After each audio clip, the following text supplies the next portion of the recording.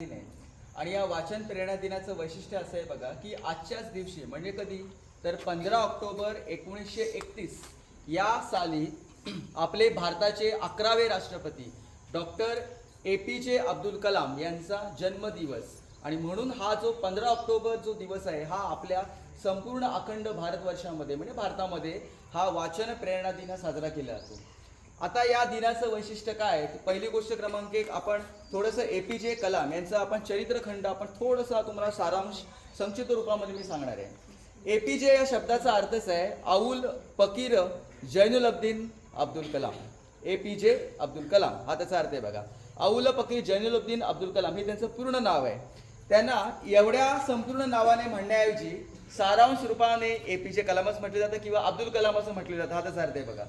पुढे बघा, आता त्यांच्या वैयक्तिक जीवनाबद्दल थोडंसं सांगतो बघा की त्यांचे जे वडील जे होते जैनुलब्दीन यांना एकूण 5 मुलं आणि 1 मुलगी म्हणजे 6 मुलं असा एक परिवार होता. या 6 मुलांमध्ये सगळ्यात शेवटचे ते म्हणजे कोण होते? APJ कलाम. आता त्यांच्या बाबांचं थोडंसं जर आपण पाहिलं तर काय आहे बघा, ते जन्म कुठे झाला? रामेश्वरम या ठिकाणी की जे तामिळनाडूमध्ये चेन्नईपासून बरंच खाली आहे, म्हणजे जवळजवळ आपला भारत संपतोय. रामेश्वरम शेवटचं टोक आहे आपल्या भारताचं आणि तिथून श्रीलंका पण दिसतो. आता भारत आणि श्रीलंका यांना तुम्हाला पुराणामध्ये काहीतरी सेतू बांधले होता असं काहीतरी आहे. तर याच्यामध्ये बघा रामेश्वरम पासून एक बेट आहे, त्याचं नाव आहे बघा पंबन बेट. रामेश्वरम आणि पंबन या 2 बेटांना जाणारा अशी काही वाहतूक नाही आहे. तिथे वल्ली जे असतात म्हणजे होड्या असतात, छोट्या होड्या, त्या छोट्या होड्यांनी ते बरेचसे पर्यटक भेट देतात आणि मग त्या पंबन बेटाला भेट देण्यासाठी जे पर्यटक जातात त्या पर्यटकांना नेण्या आणण्याचं काम जे आहे हे वल्ली मारून नावे वाटे वल्ली मारून हे त्यांचे बाबा करायचे. आणि तुटपुंज उत्पन्नावर अतिशय कमी उत्पन्नावर APJ कलाम आणि त्यांचे 5 भावंड यांना बाबांनी लहानाचं मोठं केलं होतं. भयंकर गरिबी इतकी हलाखीची होती की तुमच्यापेक्षा ते गरीब होते. म्हणजे जेमतेम 1 शर्ट आणि 2 शर्ट कसं बसं एवढ्या तुटपुंच्या कपड्यांवर ते जगायचे. म्हणजे कंडिशन एवढी खराब असायची की शाळेमध्ये युनिफॉर्मला पैसे नसायचे. रात्री तो युनिफॉर्म धुवायला लागायचा, सुकवायला लागायचा, दुसरी परत सकाळी घालायला लागायचा. म्हणजे कल्पना करा, भयंकर हलाखीच्या परिस्थितीतून त्यांनी मार्ग काढला. आता पुढे काय झालं बघा, APJ कलाम जे आहेत लहानपणी शाळेमध्ये अत्यंत हुशार होते. त्याच्यानंतर जर आपण पाहिलं प्रचंड हार्डवर्किंग प्रचंड मेहनती आणि जिज्ञासा जबरदस्त होती त्यांची. अजून त्यांचं एक वैशिष्ट्य काय बघा, हळूहळू शालेय शिक्षण पूर्ण केलं, पुढे ते कॉलेजला वगैरे गेले. 12वी सायन्स जवळजवळ प्रचंड मोठ्या गुणांनी उत्तीर्ण झाले. प्रश्न होता 12वी पर्यंत शिक्षण तर मोफत होतं, त्यात ऍडजस्ट झालं, पण 12वीच्या पुढचे त्यांना मार्क भरपूर होते आणि त्यांना अभियांत्रिकी शाखेमध्ये त्यांना प्रवेश घ्यायचा होता. अभियांत्रिकी शाखेमध्ये त्यांचा आवडीचा विषय होता, त्याचं नाव आहे एरोस्पेस इंजिनिअरिंग की ज्याच्यामध्ये विमानांचं इंजिन, विमानं कसे चालवायचं याचा सगळा अभ्यास केला जातो. त्याचबरोबर त्यांचा आवडता विषय होता तो म्हणजे कुठला? फिजिक्स, भौतिकशास्त्र. तर पुढे काय झालं बघा की इंजिनिअरिंगला ऍडमिशन घेतलं, पण ऍडमिशन कसं घेतलं तरी बघा त्या ऍडमिशनसाठी त्यांच्याकडे पैसेच नव्हते. मग त्या काय केलं असेल, APJ कलामांच्या आईनं आपले सगळे दागिने विकून टाकले. कल्पना करा की सगळे दागिने विकून टाकले. मग तरी पैसे अपुरे पडत होते. कसं बसं पहिलं वर्ष सरकलं, दुसरं वर्ष सरकलं, तिसऱ्या वर्षाला पैसाच नाही त्यांच्याकडे, काही पैसे नाहीत. वडील नावाडी नावाडी म्हणून होते आणि पैसा नव्हता, अतिशय शुल्लक खूप कमी पैसे कमवायचे. मग तिसऱ्या वर्षाला परत प्रॉब्लेम झाले पैशाचे. मग पुढे त्यांची बहीण धावून आली. बहिणीचं लग्न झालेलं होतं, तिचा नवरा होता. तुम्ही कल्पना करा की ज्या बहिणीचं लग्न झालेलं आहे, तिचा नवरा आहे, ती बहीण आपले स्वतःचे दागिने नक्कीच तर विकणार नाही. पण APJ कलामांचं जे बुद्धिमत्ता आणि टॅलेंट हे बघून तिला खात्री होती की ह्या मुलासाठी जर 1 रुपया खर्च केला ना तर हा 1 रुपयाचे हजारो पट पैसे मिळवेल. कारण का तर मग शेवटी काय केलं, बहिणीने तिचे पण दागिने गहाण काही दागिने विकले देखील आणि APJ कलामांचं 3रं वर्ष आणि 4थं वर्षाचं शिक्षण पूर्ण केलं. पुढे काय झालं बघा, एरोस्पेस इंजिनिअरिंगमध्ये भरपूर मार्क मिळाले त्यांना. एवढे मार्क मिळाले पण तरीही बघा त्यांना पायलट व्हायचं ॲम्बिशन होती, महत्वाकांक्षी होती. म्हणजे कुठलं? इंडियन एअरफोर्स IF मध्ये पायलट व्हायचं होतं. पायलटच्या रँकिंगमध्ये त्यांनी संघर्ष पण केला. पण दुर्दैवाने काय झालं माहिती आहे काय, भारतामध्ये तेव्हा पायलटसाठी फक्त 8 जागा होत्या आणि APJ कलामांचा नंबर होता 9वा. आणि त्याच्यामुळे काय झालं बघा, ती संधी हुकली. एरोस्पेस इंजिनियर तर झालेलेच होते, पण पायलट त्यांचं व्हायचं स्वप्न मात्र अधांतरीच राहिलं. मग पुढे काय, हे प्रश्न निर्माण झालं. मग त्यांनी नंतर मग त्यांचे जे शिक्षक होते त्यांनी असं सांगितलं की अरे एपीजे रागव नको, जाऊ दे, झालं गेलं सोडून दे. अरे पायलट होता नाही आलं, अरे पण तू सायंटिस्ट होऊ शकतोस ना, हा त्याचा अर्थ आहे बघा. मग पुढे काय झालं, मग त्याला केलं एरोस्पेसने मार्क भरपूर मिळाले होते. मग त्याने काय केलं, एमटेक केलं. एरोस्पेसमध्ये एमटेक केलं. एमटेक केल्यानंतर पुढे त्यांना जे संधी मिळाली ती म्हणजे कुठे, DRDO. आता DRDO काय आहे, तर आपल्या भारताचं जे आहे बघा, आपल्या भारताची संरक्षण व्यवस्था आहे ती सांभाळणारी एक भारताची संस्था आहे की जी काय करते, भारताच्या सर्व सीमा, भारताच्या जलसीमा आणि भारताच्या वायुसीमा याचं संरक्षण करणं, त्याचं जे मॅनेजमेंट जे आहे आणि त्यासाठी लागणारं जे R&D आहे, रिसर्च अँड डेव्हलपमेंट, हे DRDO करतं. DRDO मध्ये ते रिसर्च टेक्निशियन म्हणून ते काय झाले बघा, रुजू झाले. DRDO मध्ये जवळजवळ बघा 12 ते 15 वर्ष त्यांनी खूप चांगलं केलं. आणि त्या कालावधीत तुम्हाला माहिती असेल बघा, कारगिल युद्ध तुम्ही ऐकलं असाल, ते आपलं जिंकलं देखील आपल्याला. आणि भारताची संरक्षण व्यवस्था इतकी मजबूत झाली की त्याच्यामुळं भारताविरुद्ध युद्ध करायला चीन सारखे, इव्हन अमेरिकेसारखे बलाढ्य देश देखील बघा विचार करू लागले की भारतावर हल्ला करायचा का.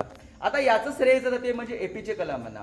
आता भारताला इतकं सशक्त आणि मजबूत कसं बनवलं असेल, त्याचं कारण आहे बघा, एपीजे कलाम हे केवळ एरोस्पेस इंजिनियर म्हणून एवढेच नाही राहिले, तर त्यांनी त्याच्या पुढे बरेच काम केलं. ते म्हणजे काय, स्पेशली बघा मिसाईल्स, बॅलिस्टिक मिसाईल ही एक अशी टेक्नॉलॉजी आहे की जी अतिशय लक्षात ठेवा बघा की अण्वस्त्र निर्माण केलं जातं या बॅलिस्टिक टेक्नॉलॉजीमध्ये. आणि ते अण्वस्त्र जवळजवळ 5000 किलोमीटर पर्यंत दूर जाऊ शकतं.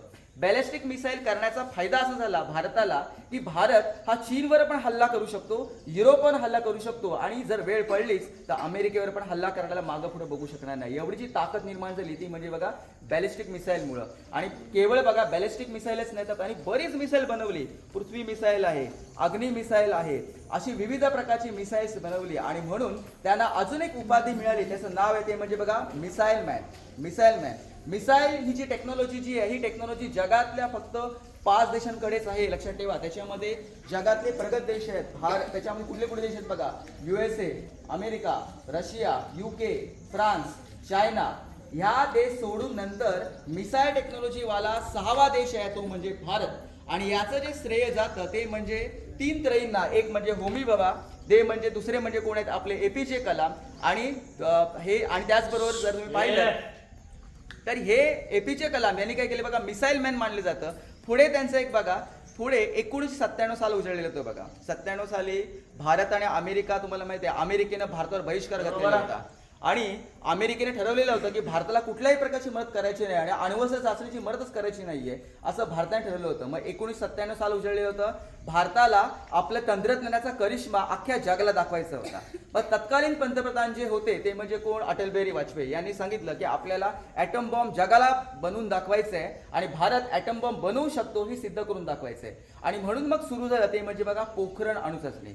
पोखरण अणुचाचणीमध्ये आपल्याला अणुबॉम्बचे स्फोट करायचे होते.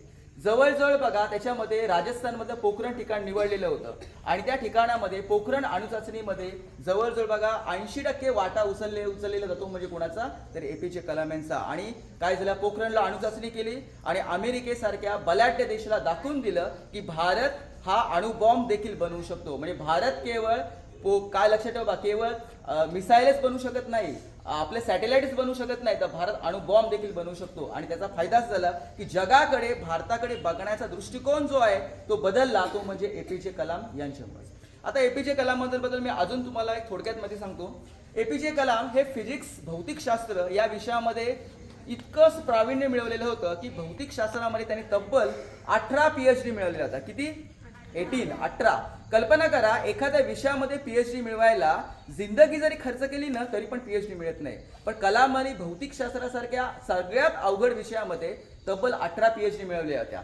आता या PhD काय आहेत याचा तुम्ही थोडासा अभ्यास केला तर तुम्हाला कळेल. लक्षात ठेवा, एपीजे कलामांना नोबेल प्राइजचं इझी होतं, नथिंग होतं. पण एपीजे कलामाने जे शोध लावलेले होते ते शोध ऑलरेडी लागलेले होते प्रगत देशांमध्ये, पण प्रगत देश तंत्रज्ञान देत नव्हते. मग एपीजे कलाम काय बोलले की ज्या देशांचं तंत्रज्ञान ऑलरेडी USA, अमेरिका सारख्या देशामध्ये किंवा युरोप सारख्या देशांमध्ये ऑलरेडी टेक्नॉलॉजी PhD झालेली आहे त्याच्यावर, त्याच्या विषयात PhD परत कशाला करायची. पण एपीजे कलाम एवढे भारत प्रेमी होते की ज्या शोध लावून फायदा होणार नाही त्याचा फायदा फक्त देशालाच होणार आहे असं तंत्रज्ञानावर त्यांनी पूर्ण आयुष्य खर्च केलं. म्हणजे ज्या PhD ऑलरेडी रजिस्टर्ड होत्या त्याच PhD त्यांनी पुन्हा केल्या. कशासाठी? केवळ देशासाठी. का? तर भारताला हे तंत्रज्ञान मिळावं म्हणून. कल्पना करा की एवढा त्याग कोणच करू शकत नाही. त्या PhD त्यांनी जर वेगळ्या विषयात जर केले असता तर APJ कलाम परदेशात जाऊन हजारो कोटींची संपत्ती मिळवून हे आयशारामात पण राहिले असते, पण त्यांनी ते नाही केलं. जे संशोधन केलेलं होतं की संशोधन ऑलरेडी जगभरात झालेलं होतं ते संशोधन पुन्हा देशामध्ये केलं. आणि देशामध्ये काय केलं बघा, इस्रो या संशोधनामुळेच इस्रो ही जी संस्था जी आहे ही जगाला बघामध्ये 5व्या क्रमांकावर नेली. ज्या 1960च्या दशकामध्ये भारताच्या अंगावर अर्धवस्त्र लोक राहत होती अख्ख्या हिंदुस्थानामध्ये, ज्या देशामध्ये लोकांना जेवायला पण मिळत नव्हतं, त्या 1960 ते 2005 हा प्रवास जर आपण 35 वर्षाचा कालावधी जर बोलला तर इस्रो सारखी संस्था निर्माण करून त्या इस्रो संस्थे ही जगातली 5वी बेस्ट संस्था निर्माण करण्याचं जे श्रेय जातं ते म्हणजे APJ कलामांना. त्याचा अर्थ बघा. त्याच्यामुळे काय झालं बघा, APJ कलाम. त्याच्यात बघा होमी भाभांचं पण अद्वितीय आहे. होमी भाभांचे गुरु तेच म्हणजे कोण? APJ कलाम. आणि होमी भाभांचं जे कर्तव्य आहे हे ते अद्वितीय कर्तव्य आहे. त्यांचे गुरु त्यांचे शिष्य ते म्हणजे APJ कलाम. APJ कलामांनी देखील बघा आपल्या गुरुप्रमाणेच भारताला खूप काही दिलेले आहेत आणि म्हणून त्यांना दिलेले आहे बघा भारतरत्न हा सर्वोच्च पुरस्काराने त्यांना गौरवण्यात आला. अजून त्यांच्याबद्दल एक खासियत सांगतो बघा की जेव्हा भारतातले 2002 साल होते बघा की त्या 2002 सालामध्ये आपले APJ कलाम भारताचे 11वे राष्ट्रपती म्हणून विराजमान झाले. आणि राष्ट्रपतीच्या कालावधीमध्ये त्यांनी जर पाहिलं तर बघा अतिशय उत्कृष्ट कामगिरी करून देशाला मान सन्मान देण्याचं काम जे आहे नेहमी APJ कलामांनी केलेलं आहे. अजून APJ कलामांबद्दल सांगायचं म्हटलं तर APJ कलामांची एकूण 3 पुस्तके आहेत. मी 3ही पुस्तके वाचलेली आहेत. पहिलं पुस्तक आहे बघा विंग्स ऑफ फायर. हे पुस्तक तुम्ही वाचलत ना तर एखादा मेलेला माणूस पण जिवंत होईल एवढी जबरदस्त प्रेरणा आहे ना त्या पुस्तकामध्ये. विंग्स ऑफ फायर हे तुम्ही प्रत्येकाने वाचायला हवं असं पुस्तक आहे. दुसरं पुस्तक आहे त्याचं नाव आहे बघा ते म्हणजे काय, इंडिया 2020. इंडिया 2020 म्हणजे त्या पुस्तकामध्ये काय म्हटलेलं आहे बघा की त्या पुस्तकाचं नाव आहे भारत. हा त्यांनी 90च्या काळात लिहिलेलं पुस्तक आहे. त्यांनी म्हटलेलं होतं की 2020 साली भारत जर प्रगत देश होऊ शकत असेल तर सगळ्या देशाच्या सर्व घटकांनी म्हणजे चपराशी असेल, झाडूवाला असेल, अगदी टॉयलेट क्लिनर जरी असेल, नाहीतर सायंटिस्ट असेल, नाहीतर विमान चालवणारा असेल, सगळेजण आपल्या देशाला योगदान कसं देऊ शकतात आणि भारताला एका विकसनशील देशातून विकसित देश कसा बनवू शकतात त्याचा प्लॅन त्यांनी बनवला होता. त्या प्लॅन प्रमाणे जर गेलो तर भारत 101% विकसित देश होईल. हेही पुस्तक मी वाचलेलं आहे विद्यार्थ्यांमध्ये. आणि तिसरं एक पुस्तक आहे ते म्हणजे बघा इग्नायटेड माइंड्स. इग्नायटेड माइंड्स हे देखील सेम आहे, तुम्हाला इन्स्पायर करतं तुम्हाला त्यांच्या लाईफस्टाईल बद्दल. आणि त्याचबरोबर बघा त्यांनी त्यांच्या आयुष्यामध्ये जे संघर्ष केलेले आहेत त्या संघर्षाचा दिलेले आहे. त्यांनी असं म्हटलेलं आहे की लक्षात ठेवा चुका या महत्वाच्या आहेत. कारण का तर लक्षात ठेवा बघा ते APJ कलाम म्हणतात की सक्सेस स्टोरी वाचू नका, फेल्युअर स्टोरी वाचा. कारण सक्सेस स्टोरीपेक्षा फेल्युअर स्टोरी तर इम्पॉर्टंट आहेत.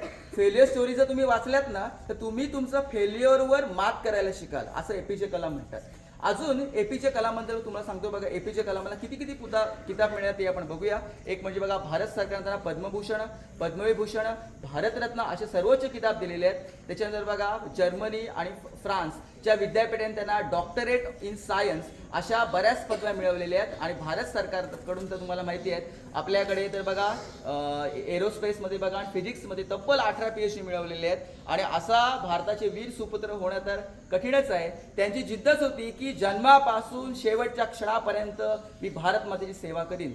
वय वर्षे 83, त्यांचं वय वर्षे 83. आणि त्या दिवशी लक्षात ठेवा बघा की शिलाँग येथे ते भारताच्या तरुणाईला मार्गदर्शन करण्यासाठी शिलाँग येथे लेक्चर द्यायला गेलेले होते. पण दुर्दैवाने काय झालं बघा लेक्चर देत असतानाच त्यांना एक हृदयाचा एक झटका आला आणि तिथेच ते त्यांचे प्राणज्योत मालवली. त्यांना लोकल हॉस्पिटलला नेण्यात आलं परंतु तिथे मृत घोषित करण्यात आलं. म्हणजे कल्पना करा की जन्मापासून ते वयाच्या 83व्या सेवेपर्यंत अखंड कार्यरत भारतरत्न भारतीय सेवेसाठी कार्यरत असलेले आपले प्रेरणादायी शास्त्रज्ञ ते म्हणजे कोण आहे बघा डॉक्टर APJ कलाम. मी तर त्यांच्यापासून प्रेरणा घेतलेलीच आहे, पण मला वाटतं भारताच्या प्रत्येक विद्यार्थ्याने ही प्रेरणा घ्यायला हवी. म्हणून त्यांचा जो जन्मदिन आहे लक्षात ठेवा. APJ कलाम बोलायचे माझी पुण्यतिथी नका साजरी करू, माझी साजरी करायची आहे ना जयंती साजरी करा. आणि ती म्हणजे का मी जसं माझ्या आयुष्यामध्ये भरपूर पुस्तके वाचली तशी माझ्या भारतातल्या छोट्या विद्यार्थ्यांनी देखील भरपूर पुस्तके वाचावीत आणि आपलं आयुष्य हे चांगलं प्रगतमय आणि भारताला प्रगत बनवावं हे त्यांचं स्वप्न होतं आणि ते त्यांचं स्वप्न साकार करण्यासाठी आपल्याला हा दिवस, हा वाचन प्रेरणा दिन हा उत्तम रीतीने साजरा करायचा आहे. मला खात्री आहे की तुम्ही तुमच्या आयुष्यामध्ये चांगले चांगले पुस्तक वाचाल आणि तुमचं आयुष्य तुम्ही नक्की बदलवाल. धन्यवाद.